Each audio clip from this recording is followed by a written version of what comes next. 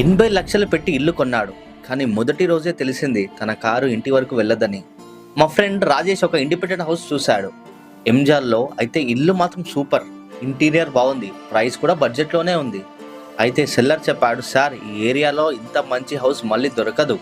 రాజేష్ ఇంటి లోపల అన్నీ చూశాడు, కానీ ఇంటికి వచ్చే approach, width, turning space, parking entry మాత్రం ప్రాపర్లీ చెక్ చేయలేదు. రిజిస్ట్రేషన్ అయిపోయింది. హౌస్ వార్మింగ్ గృహప్రవేశం రోజు ఫ్యామిలీతో కార్లో వచ్చాడు. అప్పుడు అసలు ప్రాబ్లం తెలిసింది. రోడ్ చాలా నారో. ఆపోజిట్ హౌస్ ముందు వెహికల్ పార్క్ చేస్తే తన ఇష్యూ గేట్ వరకు టర్న్ అవ్వడం కూడా కష్టం.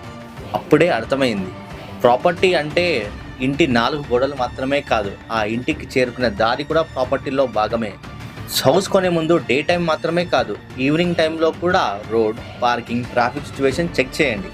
ఎందుకంటే చాలామంది ఇల్లు బాగుందని ఇల్లు చూస్తుంటారు, కానీ రోడ్ కూడా చాలా ఇంపార్టెంట్ రోల్ ప్లే చేస్తుంది. ఆ రోడ్ విడ్త్ ఎంత ఉంది, ఎన్ని ఫీట్స్ ఉంది కూడా తప్పకుండా చెక్ చేసి ఇల్లు తీసుకోండి.